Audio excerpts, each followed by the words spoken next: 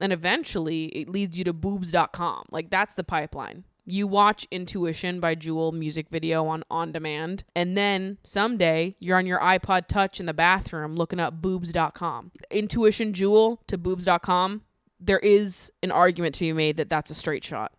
We made other stops, but eventually that is where you end up, is boobs.com. Dude, where are you? Pick up your phone. I'm going to a summer party tonight, and you're obviously invited, so call me back. Okay, love you. Bye.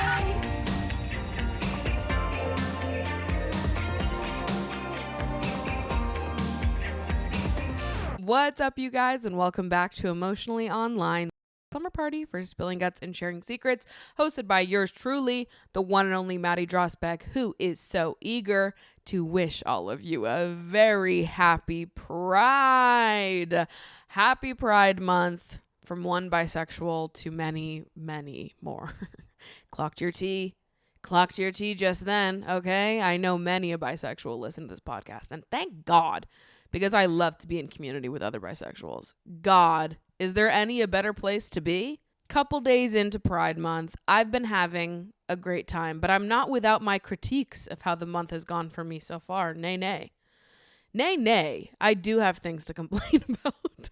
Because I believe that during the month of June, I should be in a pure state of bliss, experiencing nothing but joy. I should be making out for sure, and my tits should be out almost 100% of the time. We're working on all of these things. Now, I also believe that Pride Month is a time where no one should piss me off, and if you do, it's biphobic. And really, it's biphobic year-round. The same way it's also fatphobic year-round. Don't piss me off. Don't piss me off, and if you do, bad news bears, all right? It's Pride Month. I deserve to be unburdened by any feelings of frustration, anger, disgust, sadness, any of it. These are things that I shouldn't know about this month. Keep them far away from me.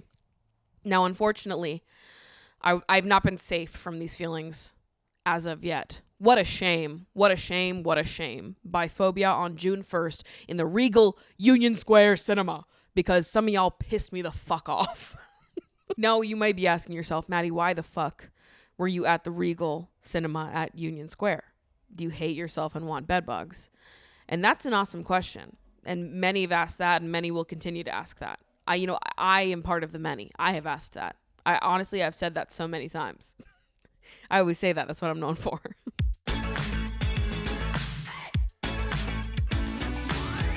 Beducated recently ran a survey with around 2,000 people and found out that only 40% are happy with their sex lives, which is bananas and will not be tolerated, particularly not during Pride Month, okay? I better hear that y'all have been sucking and fucking to the highest degree and that you've been loving it, okay? That's all I want to hear about during the month of June. If you've never heard of them, Beducated is where toe-curling pleasure meets expert-backed education. Beducated is home to hundreds of online courses on sex and intimacy, created by the world's top experts, ranging in topic from self-pleasure to kink, all in one place. They have a bunch of video tutorials, practical exercises, and reliable information, which is fantastic because we need a lot more reliable sex education accessible to anyone on the internet. You guys know I'm a huge supporter of sex ed, and Beducated is the best kind of sex ed because it's answering the questions that you actually want to have answered. The ones you'd be too afraid to ask in a standard sex ed classroom. Maybe even the questions you're afraid to Google. Okay? They've got answers for you, both written and visual, so that you can feel more confident and self-assured in the bedroom. And in honor of Pride Month, there's no better time to get started. Beducated is an incredible resource for LGBTQ plus folks to get pleasure-based, expert-backed sex education. And the types of courses they offer really do range. Just taking a quick look through their inventory right now, they've got one on kinky sex, one on sex clubs, a beginner's guide to sex parties, sex and disability,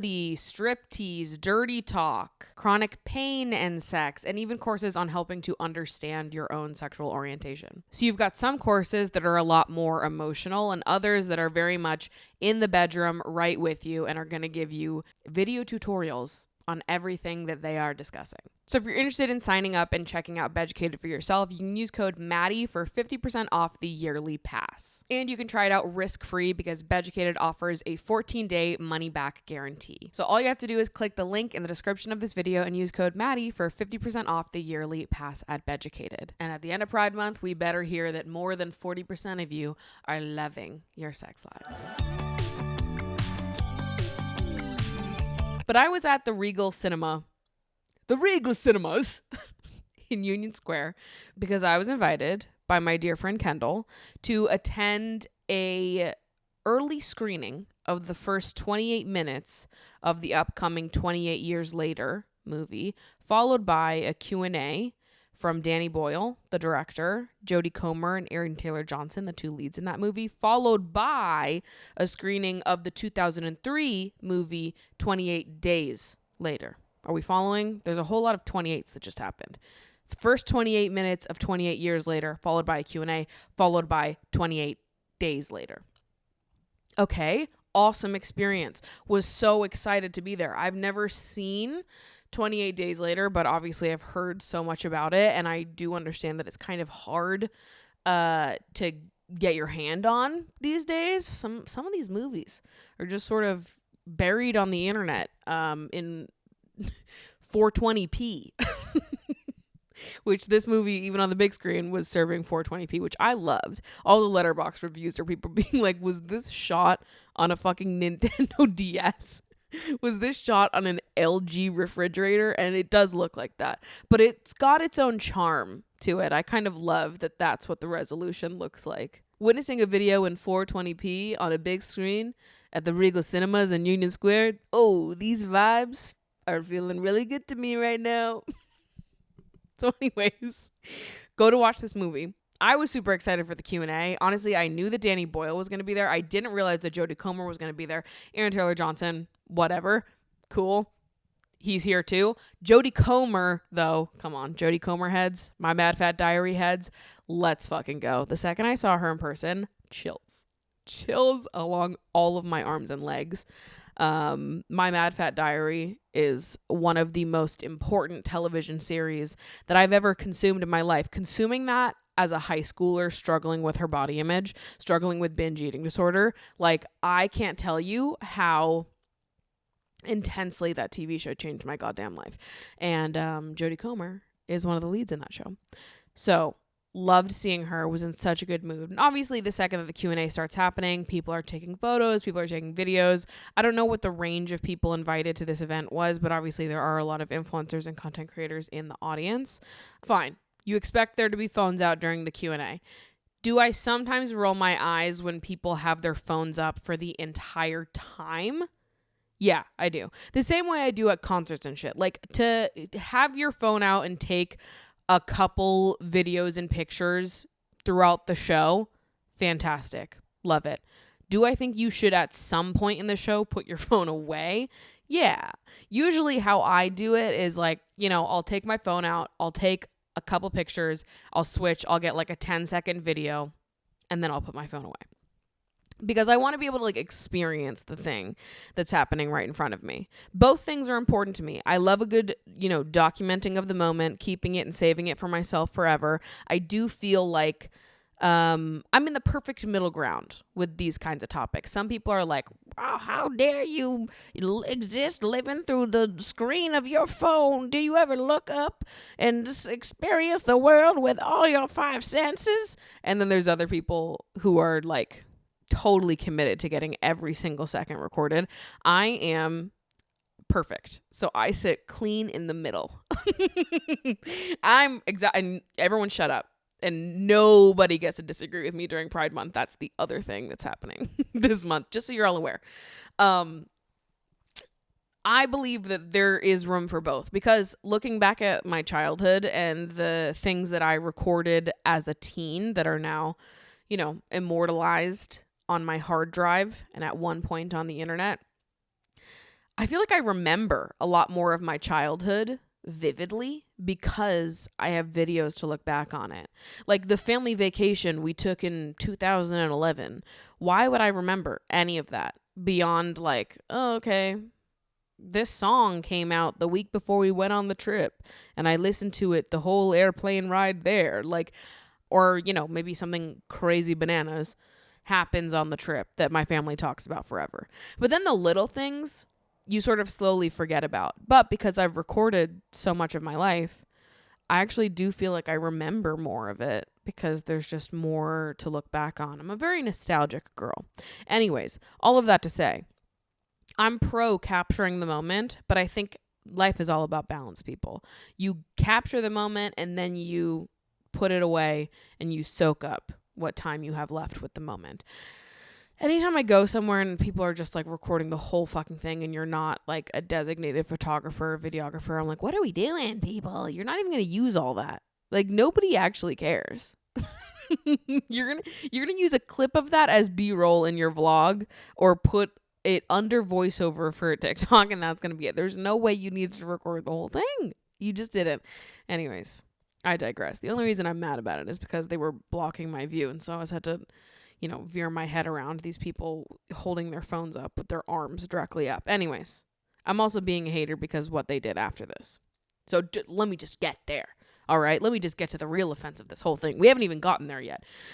The thing that really pissed me off was that after the Q&A, obviously, the movie, the feature presentation starts going. 28 days later. Dun, dun, dun. I'm so excited, okay? The rage virus, it's here. Zombies, apocalypse movie. Hello? What just happened? Apocalypse movie. We're having a great time. When I tell you that I look around the fucking theater and there are so many people on their goddamn phones. It was astronomical. Astronomical. At the start of the film, there was some guy walking around the theater with his flashlight on because he's like, he lost his poster. He's like, does anyone know where my poster is? He's got his flashlight on. I'm like, dude, time and place. Like, what is happening? Turn that shit off. You lost your poster. Sayonara. Like, I don't know what you want me to do. I don't know how we can help you. Let me watch the movie, bro. People in front of me are taking the time to answer all of their texts, every email they've ever been sent. They're responding to marketing emails. I swear to God, there was nothing, no notification that went untouched by these people. They were just sitting there scrolling. Brightness on high, babe. You better believe it. You better fucking believe it. Brightness on high. I damn near lost the plot entirely when I saw the girl in front of me. Her camera, her like point and shoot, clearly had like Bluetooth connection to her phone and could airdrop all the photos from the camera directly onto her phone. I watched her in the middle of this fucking movie airdrop all the photos from her camera to her phone and start editing them in Lightroom. I almost started kicking seats. I almost started kicking seats and being a bitch. And I've warned you guys that I'm in my bitch era now and I don't give a fuck and I'm going to be a bitch and I don't care. And if you are going to be a freak in the movie theater, then guess what? I'm going to be a bitch. Unfortunately, I was not a bitch in this scenario. I should have been. I absolutely should have been. Unfortunately, I am a bitch who's afraid of confrontation. So I said nothing while I watched this person edit several tens of photos on Lightroom because their followers simply couldn't wait to see this photo of them at a movie screening where there was a Q&A that happened, except they didn't actually enjoy the movie at all. They simply wanted to flex that they were there and were in the flesh of these celebrities without actually engaging in the piece of media that we were here to consume in the first place. I fucking cannot. Like, it actually makes me feel so mad. So mad. Because I'm like, your followers, I promise you, don't even give a fuck like that. Nobody fucking cares. Okay? I don't know about you guys, but the people that I follow on social media that I feel genuinely inspired and excited by are people who are passionate and, you know, love talking about and getting into the weeds about whatever it is that they're interested in, fired up about, passionate about that week. I like people with opinions and like heart and that really give a shit about whatever it is that they're sharing about. Whether it is bigger issues and topics or something as minuscule as a fucking movie they liked, a song they liked, something that made them smile that week. I don't give a shit. What I cannot stand is people who don't have passion and just do everything for the optics. Going to a movie screening and not watching the movie, simply just being there to take photos of the celebrities so that you can post on your Instagram story and be like, see, I was in the same room as these celebrities, without actually engaging with the fucking movie. Like, I hate you. I do. I hate you. I wish that someone sat in your seat that was a real movie lover, okay? And that was excited to see that goddamn movie. Instead, you were here absolutely fucking up the visuals of this movie with your iPhone screen on 100% brightness like a fucking fool. And I see these things happen and I'm like, I think that we need to bring back bullying. But then I'm not confident enough to do it. Like, I'm not brave enough to be the bully, you guys. I need to bring someone with me. I need like a pocket bully. A pocket bully that I can take with me to bully the people that I think deserve to be bullied, right? There's many people, so often, the people who have been bullied in this life didn't deserve it. And the people that do deserve to be bullied are getting away scot-free, okay? Movie talkers, movie texters, movie Lightroom photo editors, y'all deserve to be bullied. You do. I am pro-bullying people who think it's appropriate to edit Lightroom photos in the middle of a movie. Talking to you. Talking to you, whoever the hell you were. I promise it wasn't that serious. And if you didn't want to watch the movie, you actually could have just left. Like, I would have respected that more if you came to the Q&A just to hear, Aaron Taylor Johnson and Jodie Comer speak and see them in the flesh. I get it for Jodie Comer alone. Be like, I just wanted to see Jodie Comer. I fucking love her. I didn't care about this movie. I would have been like, real as hell. Come see the Q&A and then fucking leave then. Why are you sitting here on your phone? Clearly you don't want to be here. Go home. Please. I'm begging you, actually. I would love it if you just left. But unfortunately, none of the such happened. And I just believe that never should have happened during Pride Month. And it's biphobic that they were sitting right in front of me. So that's strike one, okay? I better not have to come on mic and tell you about a strike 2 next week. Because if we hit strike 3 before the end of Pride Month, I'm going nuclear. And there's nothing anyone can do about it. In the spirit of Pride Month, I've been reflecting on what the most bisexual thing I've ever done is, and really there are many things that come to mind. I don't know why, but I do feel like getting hit by a car while wearing a slutty cheerleader costume covered in blood, that feels like a very bisexual thing that happened to me just then. You know, laying on the concrete. Spared my life by just a few short feet, covered in fake blood, liquid latex, and a slutty cheerleader costume. See, that to me feels uniquely bisexual. I also just feel like Pisces in general is a very bisexual star sign. I do feel like astrologers chime in. Okay. Astrologers, what do we think? I think that Pisces is maybe the most bisexual astrology sign. I can't think of a more bisexual sign, to be honest with you. I'm locking it in. And fuck you. Fuck anyone who disagrees with me. But above everything, I fear that the most bisexual thing that I have ever done is total my car while listening to I Will by Sky Ferreira. That was a bisexual activity for sure. And I maintain the fact that it wasn't my fault. There was no other cars on the road, so I still don't really know how this happened. I was locked in, I was paying attention, and then next thing you know, I was swerving off the road. So either my tire blew, which is what we suspected happened. My tire blew and I lost control of the car and I slammed into a pole. well, I didn't really slam into it. I like kind of swiped it. And so it swiped the entire right side of my car and knocked off my mirror and like fucked up the right side of my car. And it was an old car. So I think the bar of which made it totaled was significantly lower. Loved that car though. It was a Volvo. Had absolutely no perks. I had a binder full of CDs that I burned that I kept in my passenger seat so that people could plug in all of my playlists. It was way better than having an aux cord or having fucking Bluetooth. Boo! Lame. Bring back CD players and having to burn CDs for your car. Okay? And I totaled it right after I graduated high school. So that car has a special place in my heart because nobody else ever had that car. It was my dad's car, and then it became mine when I turned 16, and then I drove that all throughout high school. And then my siblings never got to drive it because I totaled it.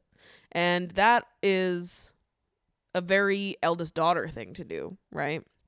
Something had to be just for me.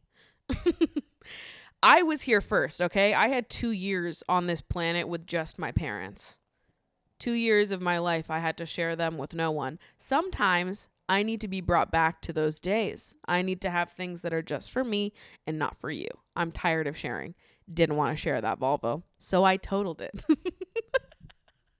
The demon took control of me in that moment. It was a straight shot. It was literally just like a straight road in the middle of my town. I was driving back from getting my eyebrows tinted. Oh, this is the other part of that story. I was driving back from getting my eyebrows tinted. And at the time, I really loved like super dark, chunky brows. And so usually the lady that tinted my eyebrows would send me home with the tint still on. And then I would take it off when I got home so they would be extra dark. But naturally, when you total your car, it sort of, sets off the timeline there a little bit. So I totaled my car while listening to I Will by Sky Ferreira. Banger, by the way. So maybe the tire blew. Maybe it didn't. And I just was spacing out and sort of veered off the road. And by the time I realized it was too late, I don't know. I don't remember. I can't tell you what happened. This was 2015. I pull off to the side of the road and into this parking lot of a local pub. And my grandfather lived like a 5-minute walk down the road from there. So I call my parents crying. They send my grandfather out and he is like covering up the evidence. He's like picking up the parts of my car that have been scattered all over the road. And there was a hole in this pole for a long time. They fixed it at some point. But there was this pole in my hometown that like there was a chunk taken out of it. And it was because I hit it. But yeah, my grandfather was there picking up all of the fucking remnants from the car. And the wood from the pole and throwing it in the woods. And my parents, somebody showed up. I think my mom showed up, or maybe it was my dad. I don't fucking remember. So one of my parents showed up and they just looked at me and they're like, "Your fucking eyebrows." And I was like, no. So I went into this pub and like tried to get my tint off my eyebrows with a fucking paper towel, and by then it was too late. I looked like Oscar the Grouch, which that in itself feels like an inherently bisexual experience. So I guess we'll never know why it is that I totaled my car. Maybe the tire did blow. Maybe it did. Maybe I zoned out. I don't remember. I don't remember. I think the tire blew. I maintained that I was paying attention, which is why the whole thing was so confusing to me, because I remember both hands on the wheel. We're talking 10 and 2, eyes looking straight ahead, and then all of a sudden I'm side swiping a pole. I don't know what happened. I don't. It happened all so quickly. I was locked in though. So however it happened, I maintain it wasn't my fault. May have been the tire blowing and sort of veering me in that direction, or me being possessed by a spirit while listening to I Will by Sky Ferreira. and just fulfilling my destiny in that way. Additionally, I was watching the Renee Rapp little gaydar episode that went live a couple days ago, and a question that Ananiah asked Renee was, what music video was your gay awakening? And I thought about my answer for this, and honestly, I have so many. Like, thinking about music videos and movies and just like pop culture moments in general, I think more come to mind every time I think of this question. It feels like just a never-ending well of answers that I stumble upon every time this is asked, because in the moment I didn't realize that that's what it was. You know, I knew I felt drawn to these pieces of media, and I understand now what was happening, but back then I was like, I just love it a lot. I just love it a lot, and it makes me feel awesome and good. First music video that came to my mind when answering the question of what music video was your gay awakening, first one that came to my brain, easy, no contest, was Start All Over by Miley Cyrus. Dude, that music video, fucks. It is sick. After I saw that video, I knew that I loved several things, okay? First thing that I knew I loved was chunky highlights. Extensions that are clearly strapped to that motherfucking head, okay? We don't need to blend your extensions. I love a little bit of like, just like a good amount of trash. It's just kind of awesome. The chunky blonde highlights clipped in. I love it so much. That's the first thing I knew I loved. Second thing I knew I loved was videos that are shot all in one take, or that appear that they're shot all in one take. Loving that. Seems awesome. Third thing I knew I loved was when women dress a little bit alternative, a little bit, you know, badass. Miley came out with, she's wearing like a band tee and a leather vest, tight pants, boots, and she's got suspenders that are hanging down. Ugh. Yeah. No, that was awesome. That video was fucking awesome. I feel like Miley Cyrus, Hilary Duff, for a brief period, Demi Lovato. I feel like I was mostly Miley Cyrus and Hilary Duff that I was like in awe of as a child.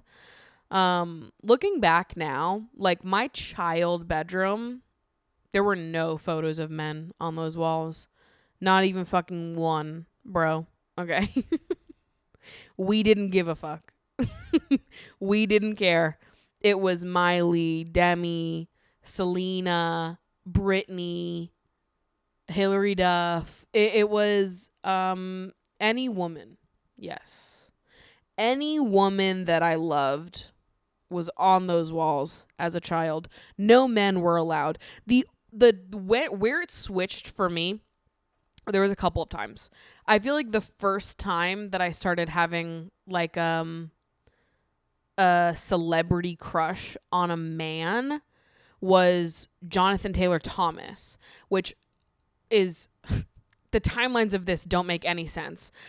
I had a crush on Jonathan Taylor Thomas when I was in the 7th grade, which was 2009, 2010. At that point, Jonathan Taylor Thomas had been disappeared from the public eye for several years.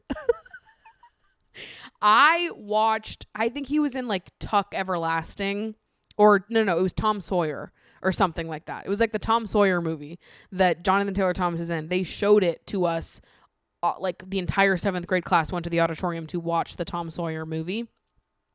Jonathan Taylor Thomas was in it, and I was like, holy fuck.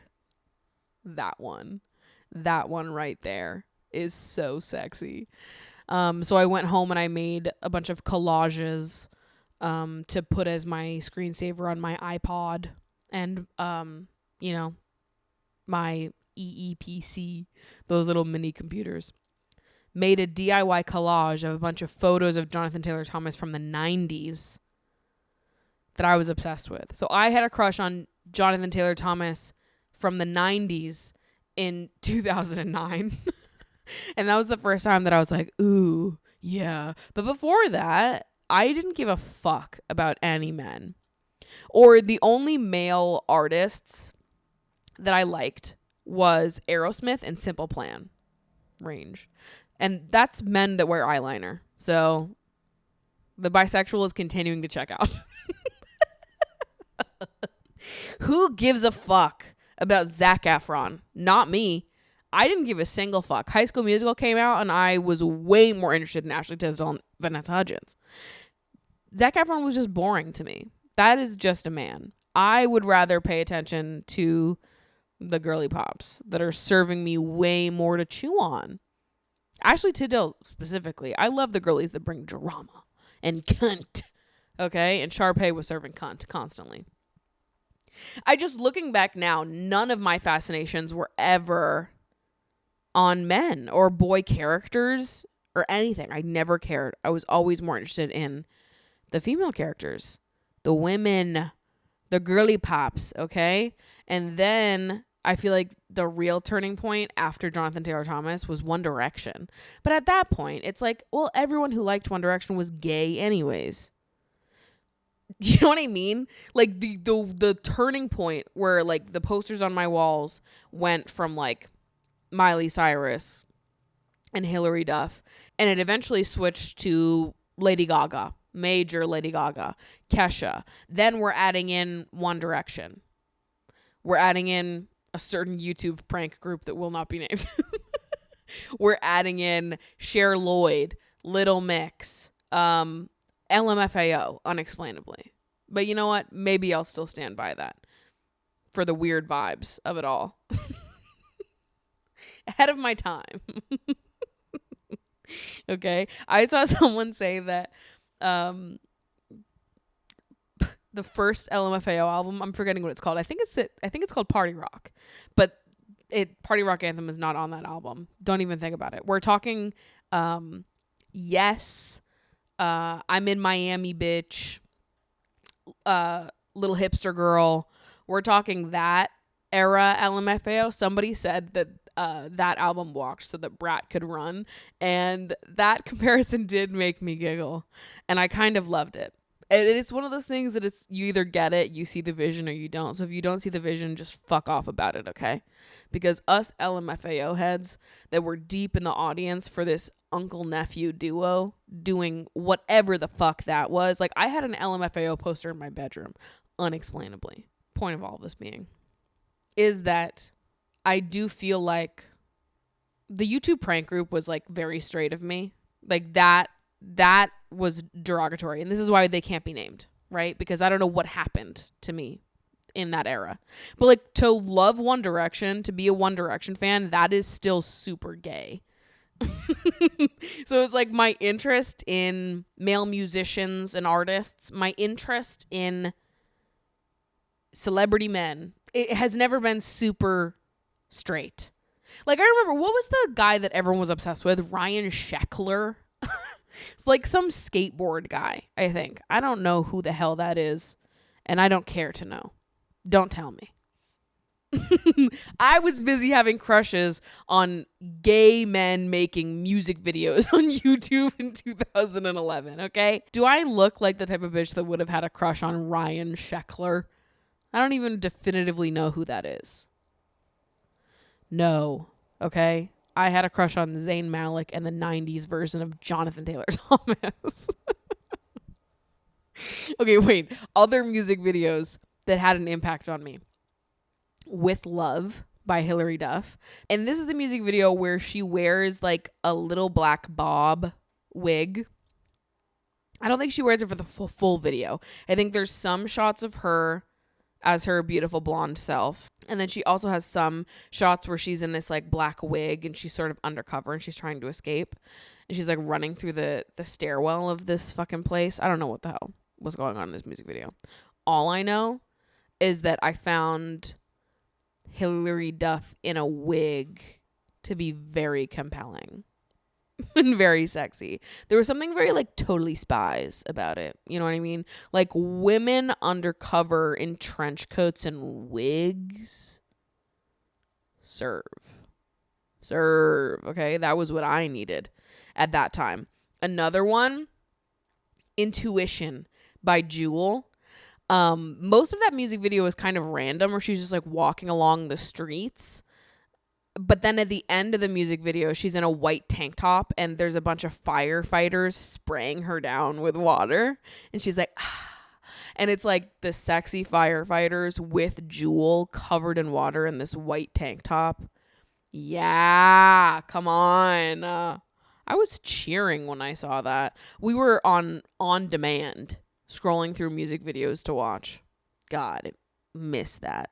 Miss that era of being like, what music videos do I have on demand right now? Scrolling through on Comcast on the TV in my parents' bedroom, watching Intuition by Jewel and being like, holy shit. I don't know what this is, but I love it. And eventually it leads you to boobs.com. Like, that's the pipeline. You watch Intuition by Jewel music video on demand. And then someday you're on your iPod Touch in the bathroom looking up boobs.com. And in my house, the Wi-Fi only worked on one side of the house and my bedroom was on the entire opposite side. So the Wi-Fi never worked in my bedroom. So if I wanted to look at something good, I had to walk to the other side of the house, type in boobs.com, let a picture load up, and then I'd close my phone and go back to my room. And then I'd open it back up and be like, whoa. And actually, there's other things in this pipeline, but Intuition Jewel to boobs.com, there is an argument to be made that that's a straight shot. We made other stops, but eventually that is where you end up, is boobs.com. The other stop before we get to boobs.com that feels obvious to me is when I watched Good Luck Chuck, which is a terrible movie. I don't really remember it that much, but from what I do remember, it's not good.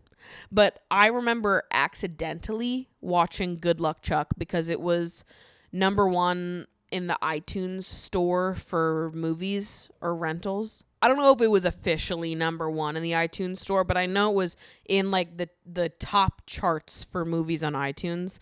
And I rented it on my iPod Touch to watch in the car when we were driving up to Maine one weekend.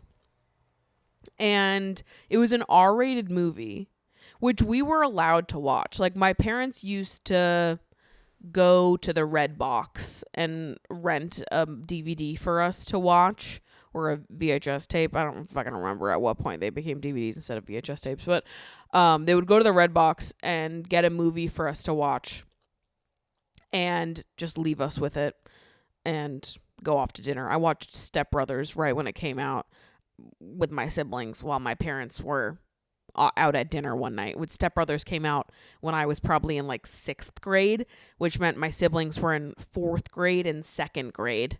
So my parents never gave a fuck about that. But there was always some part of me that, like, I felt a lot of panic as a child about doing the right thing, even if I knew that my parents didn't care. Like, I was so afraid to tell my mom that I liked the song Sexy Back by Justin Timberlake because the word sexy was in it, even though I knew that my parents didn't care what music I listened to or what was said in the music.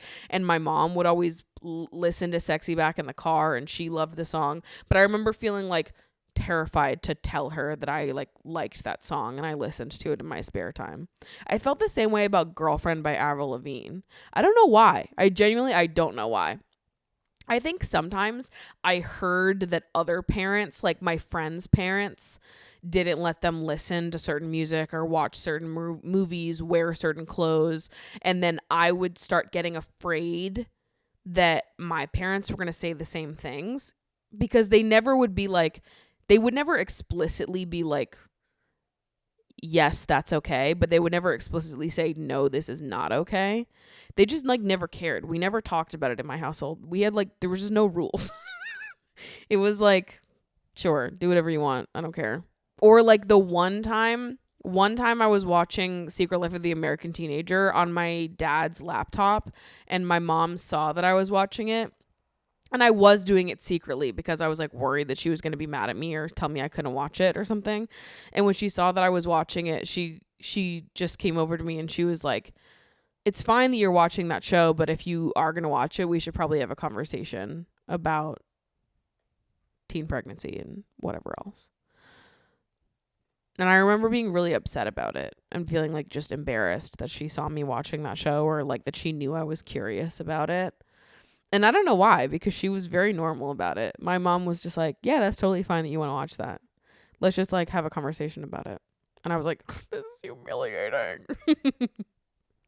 So I don't know where that came from, because that definitely was not from my parents. They never cared. But I, for whatever reason, had so much like guilt and worry about what I was consuming, or that I was going to get in trouble for it for some reason, even though that never happened. Anyways, I rented Good Luck Chuck on my iPod for this car ride. Rented Good Luck Chuck, and I was sitting in the middle seat in the back. I had a hoodie that I was like camped up inside of, so you couldn't see the screen, you couldn't see my head. I was fully inside of this hoodie watching Good Luck Chuck. And there is a scene in that movie where I don't remember all the details, so sorry if I get something wrong. Not that any of you gave a fuck, or any of you are going to watch this dumbass fucking movie. But there is a scene in that movie where I believe there is a scene in that movie, or maybe several scenes in that movie, where they're at like a plastic surgeon's office talking about getting a breast augmentation. And so there's a lot of boobs in that movie. Just like straight up like boobs, boob city. And I remember watching this movie in my sweatshirt being like, oh my God. I'm obsessed. I'm literally obsessed. And I think that at that time, and this is true for a lot of things, looking back now, I'm like, well, that's gay. That was super gay of you. But at the time, my perception of it was more that I had like a real desire to be like these women. Not that I liked them, but that I wanted to be them. So when I'm watching Good Luck Chuck and I'm like really excited that I'm seeing boobs, in my head I was like, well, obviously it's just because I want to have big juicy boobs. Obviously that's the only reason why. And when I go to boobs.com and watch porn and look at all of these photos of women naked and feel really excited by it, that's just because I dream of a day where I am like a real grown-up woman like that. Like, no, it's not. No, it's not, okay? You didn't need to watch scissoring. You didn't need to watch cunnilingus videos on a loop to know that you dreamt of one day experiencing cunnilingus. You know what I mean? I wasn't consuming this stuff because I was like, I can't wait to just be a woman. I can't wait to be just like this woman. It was like, well, yeah, maybe part of it. You can't wait to be just like this woman with beautiful, gorgeous tits. Maybe you become that eventually, little Maddie. Don't you worry. But that's not the whole thing. You don't just want to be like her. You also want to be with her. It's not just that you're picturing yourself as her. You are picturing yourself with her. But we couldn't talk about that part of it yet. We weren't there yet. We were figuring it out. We were still confused. And then obviously one of my like biggest like bisexual awakenings in music was Lady Gaga. Lady Gaga. The Telephone music video, Gaga and Beyonce. Yeah.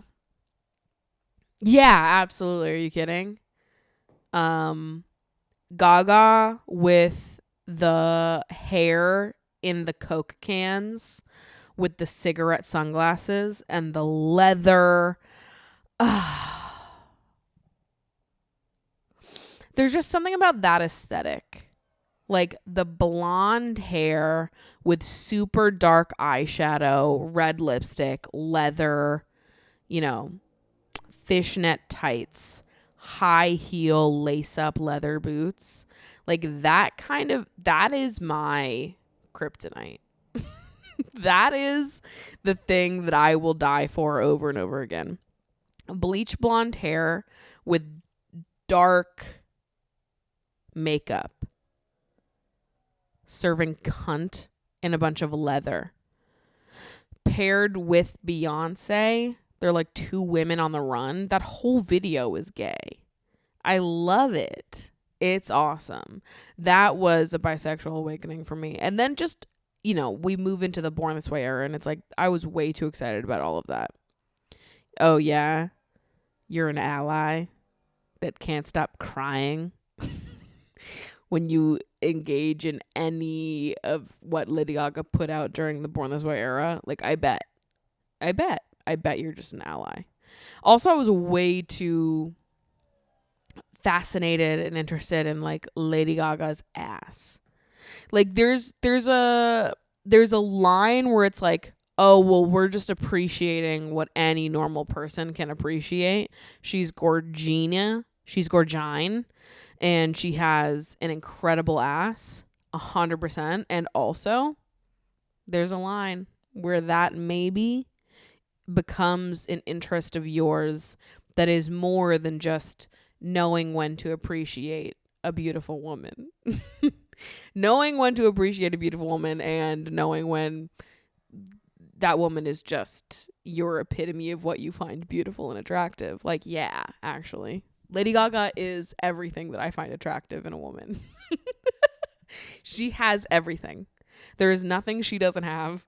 She is what I want. But I think that was another example of me. It was so easy for me to just be like, oh, well, I just want to be like her. I am just in deep admiration of her versus, no, I'm attracted to her.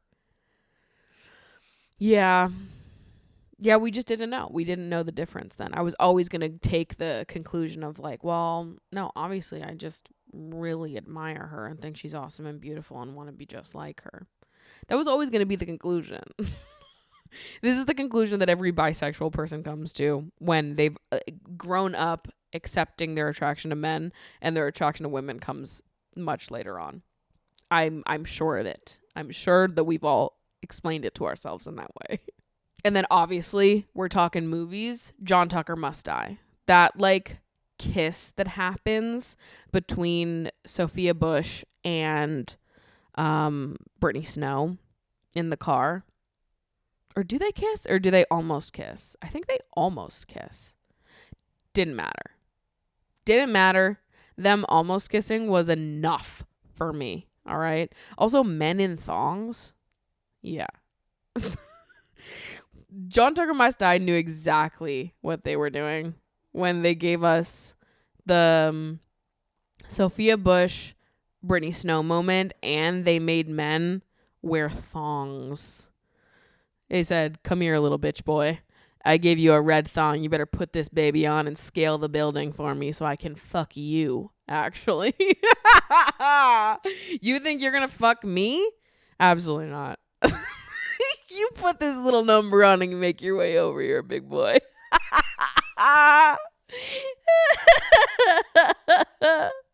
Such a good movie. Tailored specifically for bisexuals. Also, Pirates of the Caribbean. Everyone in that movie is so hot. Keira Knightley was definitely another one of those like early actresses for me that I saw her and I was like, wow, what's going on? What's going on here? Also, just like the garb of pirates in general, or like any woman in a pirate movie with like, it's just boob city with like the corseted dresses, the bustiers, like. It was so easy for me to just be like, it's just because I want to have beautiful, juicy tits. It's not because I want to touch someone else's. I just want to touch my own. I have that, okay? I'm just hoping that someday I get to touch and admire boobs that look like that, and they can be my own, and I don't have to think about it on other people. It's just me. I'm just excited for me to have boobs like that, maybe. Turn it on yourself. Deflect. But it's so funny now looking back at like all of these pivotal moments. There was one of like the final pivotal moments that I had in college, this is a turning point for me to like really realize that I was actually bisexual. And it wasn't just a fleeting thought inside my brain, or it wasn't just me admiring these women or wanting to be like these women. It was me liking these women. I'm pretty sure I've told this story on my YouTube channel before, but there was this girl that I went to college with. She was a year or two older than me, but I remember sophomore year of college, I was in the library and I just thought she was so beautiful. I would always admire her from a distance and just be like, ooh, she's like really beautiful. It kind of makes me nervous. And she must have been in like a gender and sexuality studies class, because one day she was walking around the library asking a bunch of people if they would take a survey for her class. And she came up to me and asked me if I would take this survey for her class. And I was like, yeah, of course, sure. I sit down with her computer to take this test to do the survey. And obviously, one of the first questions on this survey was asking what your sexuality was. And I remember sitting there for a while, unsure of what to answer, because at that point, I had never told anyone that I had questioned my sexuality ever. It was something that I barely even talked about to myself, let alone other people. And so when faced with answering this question, it was like, well, I should put straight, right? Because that is what I am to everyone that knows me. And that is what is true about me, I guess. But I felt a panic at the idea of writing straight on this survey, because I didn't want her to think that I was straight. I didn't want her to think that I wouldn't be into her, because I would, and I am. And I was like, whoa, wait. I don't want to put straight on this survey because it doesn't feel like an accurate label for me, because the woman who gave me this survey is one that I find really attractive, that I've sort of had a crush on from a distance, who went to a small college. Every time I see her around, I'm like, whew, there she is. And I don't want her to think that I'm not queer. That was a moment for me where I was like, okay, you want her to know you're interested in women too, in case she might be into you.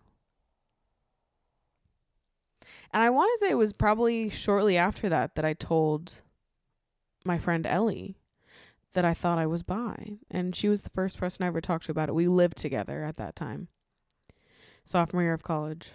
So I think that, to my memory, is like one of the last moments that I had where I was like, hey. That maybe felt like the most direct way that I had to confront it. Where like eventually it got to a point where it was like, oh, I have to confront these crushes that I have and these women that I find myself attracted to, because here I was in this moment where one of the women that I thought was so beautiful was asking me for my sexuality. And I didn't want to close myself off from the opportunity of being with her. And I was like, well, sounds like you want a little bit more than just to be like her. I think you want to be liked by her, actually. So, anyways, that was that. And she's still beautiful. Anyways. Anyways, who want to make out this Pride Month? Anyways, who want to kiss during Pride Month?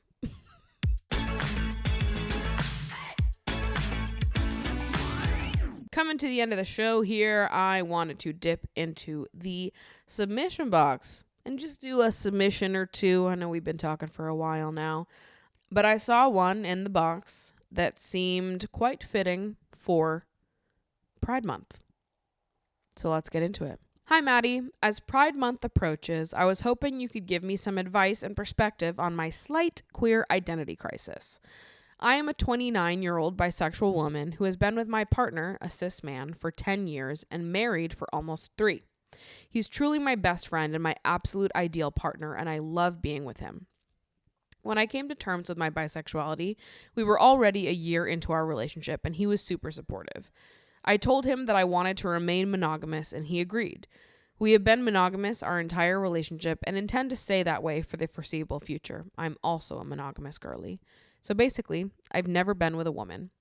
I feel very connected to the queer side of my identity and know that I'm valid in how I feel. However, I can't shake the feeling that because I'll never have a romantic or sexual experience with a woman, I will never truly be part of the community. I don't want to open my relationship to have those experiences because I am a one partner type of person. My friends are actively open in their marriages to explore their sexualities, so they can't really give me realistic advice. While I'm 100% happy in my current relationship, I still mourn the alternate version of me that did express her bisexuality openly. How can I move on from this and accept that I'm still queer regardless of the fact that I never have and likely never will have a true queer experience? Well, first of all, I just want to say that I think it's totally normal that you would feel like you have to mourn this version of yourself that currently exists but can't necessarily exist in the most idealized way. Mourning this potential of a life where the version of you that exists right now could have explored your comfortability with your sexuality more. If only you could have felt this curiosity and openness and acceptance of your bisexuality before you met your current beautiful, wonderful partner, so that you could have experienced, all of yourself in that way. I think that makes total sense that you would feel some kind of mourning or loss over the part of yourself that you don't intend to explore because of how life has worked out and how the timelines of everything have worked out. I think that makes a lot of sense, and I think it's okay to mourn that. As someone who is also monogamous, and I think if I was in your situation, I would probably feel exactly the same way. Like if I had entered a long-term relationship with a man before really realizing my interest in women and getting to a comfortable place with that, I don't think that I would be interested in opening up the relationship so that I could explore that. I think that would probably open up a can of worms for me in other ways because I am monogamous, and the idea of not being monogamous doesn't sound fun to me. It sounds stressful, actually. So I get it, and I would probably feel the same way. I think that there are probably a lot of people that would be like, oh, well, you still can explore it. Like, just explore an open relationship or take a break from your relationship. But when you're in love with someone and you found someone that you want to spend the rest of your life with, it's like, well, I don't want to do that. I want to be with this person.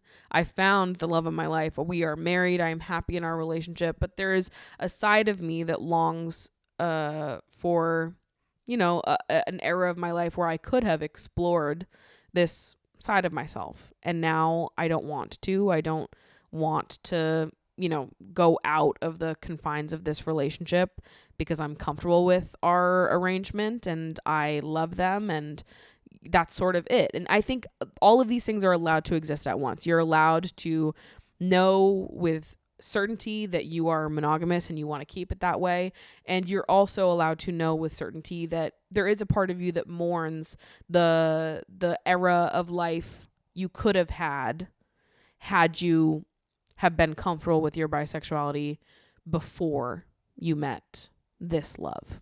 And I totally understand this feeling and pressure of feeling like you can't own the term bisexual until you have a romantic or sexual experience with a woman. I used to feel the exact same way. For so long, I never brought up my bisexuality to people because I felt like I needed to prove something. Like I needed to prove to people that I was really bisexual. And I felt like until I had sex with a woman that I couldn't really say that. And to be honest with you, that feeling followed me until I did have sex with another queer person. And I look back at it now and I'm like, I was bisexual the whole time. I could have said it at any fucking time. I didn't need to wait until I had gone down on a woman to say this part out loud. But that was my insecurity at the time. And I think that that's something that a lot of bisexual people feeling like you have to prove that you are bisexual enough. I would really recommend reading the book Greedy by Jen Winston, which is a nonfiction book by Jen Winston about her experience with her own bisexuality. And when I read that book, I read it shortly before I started talking about being bisexual on the internet. And it was something that really made me feel more comfortable owning the label of bisexual and feeling like I was bisexual enough. Not feeling like I had to prove something or that I needed to fit within some perfect box of what it means to be a bisexual and what you need to look like, what you need to act like, what your vibe needs to be, what your experience level has to be, or any of that. So if you haven't read that book, I do recommend it because for me, it did really open doors in terms of how I was feeling, how confident I was feeling about sharing my sexuality with people. I think so often because we put the pressure on queer people to come out, to announce to everyone that they are queer, that this is my identity, this is who I'm attracted to. Because we put all of that pressure on queer people, there exists this bar to reach in terms of proving your sexuality that we would never put on straight people, right? Like, the first time I remember having a crush on a boy was in the second grade. I didn't have my first kiss until I was out of high school. I didn't have sex for the first time until I was in college. I didn't start dating until I was in college. At no point in time throughout any of the years before I had sex and started actually dating men did anyone ever question me or interrogate me about my attraction to men. Are you sure you really like men? You've never kissed one. You've never had sex with one. You've never dated one. So how do you know that you like men? Really? You're sure you like men? I don't believe you. You've never dated or had sex with one. You've never been romantically or sexually involved with a man. So how would you know you're attracted to one? Nobody ever said that to me. Because why would they? We live in such a heteronormative world. People are very eager to accept the idea of straightness. Man and woman, it was never questioned. There was never a world where I had to prove to people that I was straight or that me having a romantic or sexual relationship with a man was the thing that finally made me attracted to men. That was the thing that proved it. And before I was romantically or sexually involved, then how could I possibly know? We never treat heterosexual attraction with that kind of energy. So why do we bring it to homosexual attraction? Why do we force queer people to go through this exhausting and not straightforward, complicated process of having to come out and announce yourself to the world and prove that you've ticked a certain amount of boxes to really prove that you are bisexual enough, that you are gay enough, you are queer enough. I don't think that you have to prove anything to anyone. Coming out is kind of a dated concept. You don't need to be romantically or sexually involved with someone to know that you are attracted to them. You don't have to tick off experiences, collect all of these things to show off to other people and prove to them that you are bisexual enough. Because the thing is, like, if you feel comfortable in your current relationship, you are happy, you have no desire to open it up, the only reason that you would feel like you had to be romantically or sexually involved with a woman in order to be bisexual enough is for other people. That's not for you, because you feel happy with how your life currently is. You feel content. You feel satisfied. If you didn't feel that way, we'd be having a different conversation. But you feel content in your current relationship with how your life currently is. And you can mourn the, potential for a life that could have been, the kind of exploration that won't end up happening because of this. But any pressure that you feel to, reject this label until you have a romantic or sexual relationship with a woman is not for you. It's for other people. It's satisfying other people's idea of what it means to be the perfect bisexual, or what it means to like truly come out and be accepted as a person in that community, to prove that you are a part of that community. This whole idea of like proving our sexuality to people, coming out, being bisexual enough, it is lame. We would never do that with heterosexual attraction. So we shouldn't do it with this either, because it's not fucking fair. You are just as much a bisexual as anyone else is, and fuck anyone that's going to make you try to prove your sexuality and discount your experience as a bisexual person because the timeline in which you've experienced self-discovery in tandem with meeting your current partner. Fuck anyone that's going to make you feel bad for that, or make you feel like you don't have a place here because of that. You're still bisexual. You don't have to prove that to me or to anyone else. And anyone that is trying to make you prove that is a weirdo freak.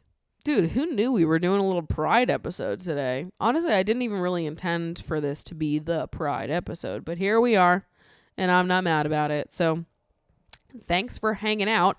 If you'd like to hang out some more, come watch the after show over on Patreon, where I'm going to talk about some other things that have pissed me off this week. God. Strike 2 may be happening on the Patreon. I didn't realize that, we talked about Strike 1 with the movie talking, but I fear Strike 2 has already happened. It's not looking good, okay? I may be going nuclear before the end of the month. So keep your eyes and ears peeled. Watch this space, okay? Big things coming. Love you guys so much. I'll see you next week.